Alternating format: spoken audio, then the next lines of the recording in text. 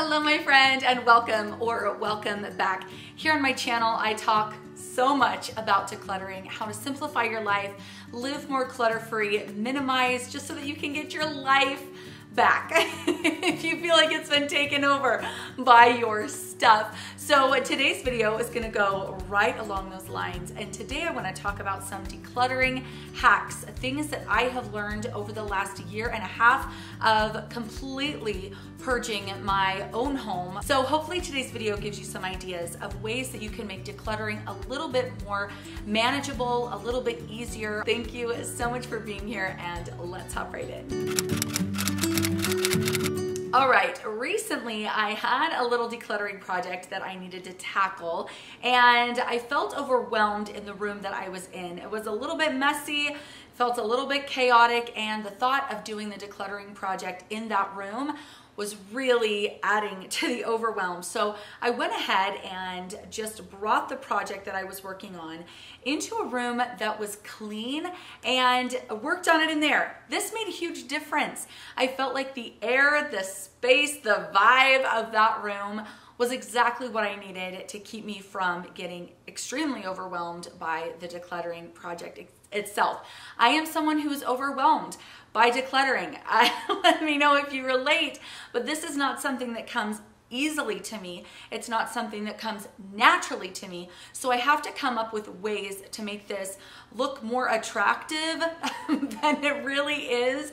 The decluttering process is not something that I honestly have looked forward to over the course of time that I've decluttered. I'm getting there and I'm getting better, but this is not something, again, that is just like, ooh, excited to go get in there and declutter.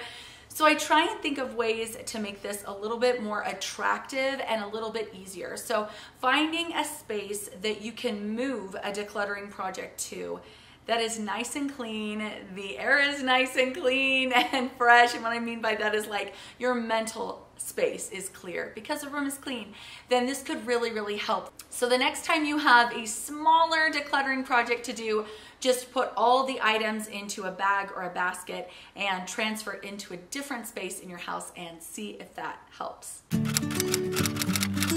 Another thing that you can do when you're faced with any kind of decluttering project, whether it be something really small or your entire house, is to really focus on how you want to feel in that space. Not so much how you want your space to look, because sometimes we don't have a ton of control.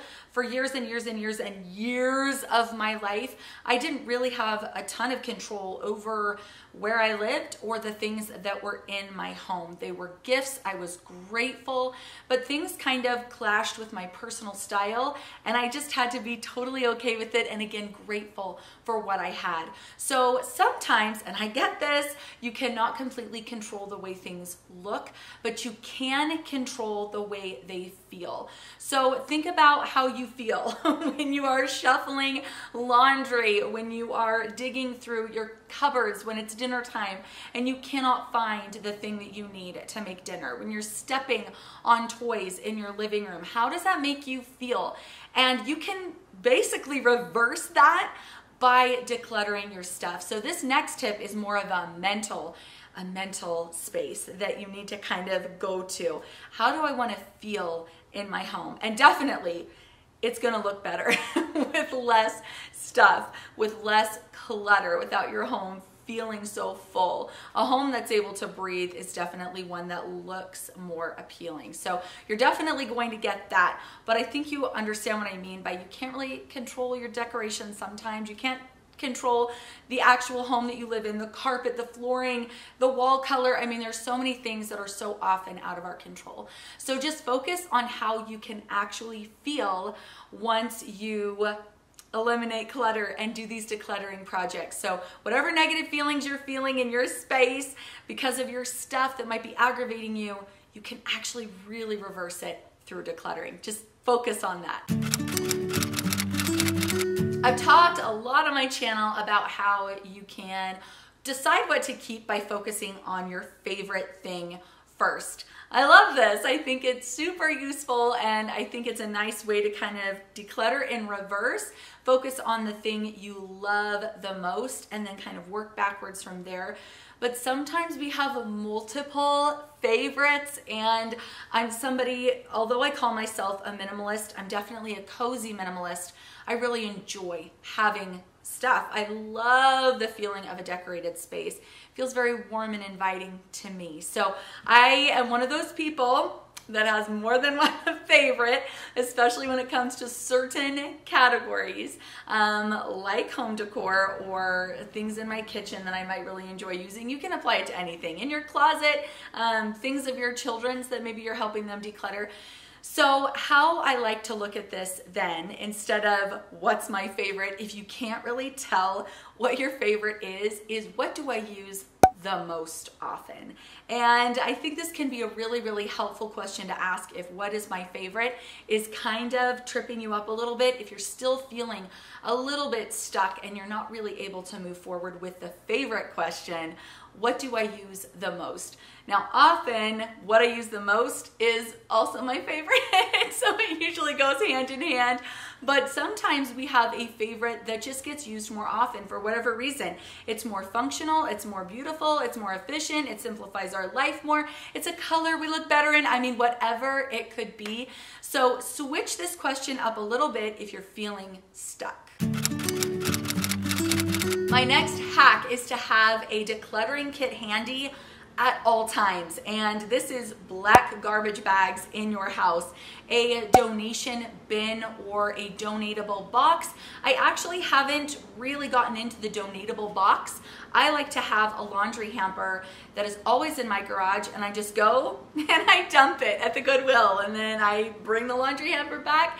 Once it's full, I make another trip. But having some kind of either donatable box or like a larger, medium-sized to larger laundry hamper or something is part of a kit that is incredibly useful. If you're somebody that doesn't really like ruthless decluttering, that is the way I like to declutter, but I totally understand that does not work for everyone, and you might want to set things in a little reserve, like I'm just not quite sure if I'm gonna need this later, I'm gonna think about it. Then having a box, a cardboard box, and a black Sharpie, because you've got to write the date of 6 months from now when you're going to actually get rid of it. So you've got black trash bag, some kind of bin that you can fill up with donations, and then a maybe box. Dawn from the Minimal Mom calls this a quarantine box, a little reserve, you can call it whatever you want, and then a black Sharpie to write on there. Guys, this is really all you need. Maybe a timer to give yourself like that little boost of motivation or energy. I've only got to declutter for 10 minutes and then I'm done. Or I've got 30 minutes before I've got to pick up the kids from school. I'm gonna set the timer. So having a timer handy is also really, really nice. But that's kind of like the bare bones. That's really all you need. My next hack is to make it obvious. Make decluttering obvious. You are going to write it in your planner. You're going to write it on a note on the fridge. You're going to put a sticky on your mirror. Whatever works best for you, you are going to write it down and you're going to post it or put it somewhere you will look often. So this is making it completely obvious. You cannot forget about it. You cannot ignore it. You will see this and it will keep bugging you until you get to the decluttering project. So make it obvious. Okay, next you're going to make it attractive. You are going to make decluttering as fun and appealing as humanly possible.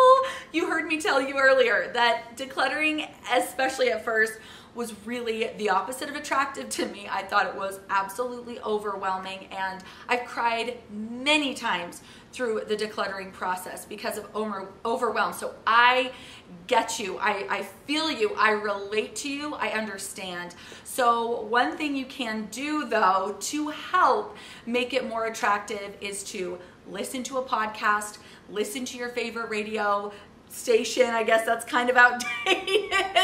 Listen to your favorite like Pandora station. Make your favorite smoothie. Give yourself a little chocolate. In fact, I'm gonna show you my favorite chocolate. It's at Costco right now, hold on. I am totally obsessed with these. This is the Brookside dark chocolate acai and blueberry. These are delicious if you like dark chocolate. 12 in a serving size. They're these little chocolate balls. Look at that. They're so good. So you could treat yourself while you declutter. I can eat 12 of these in the next 30 minutes or 20, whatever you want, but it's seriously it's so good. And you can make decluttering more appealing by giving yourself little incentives. All right, guys, the sun is literally kicking me out. Thank you so much for being here. Go ahead and subscribe if you enjoyed this video and you would like to see more videos like it. Have a great day, and I'll catch you soon. Bye.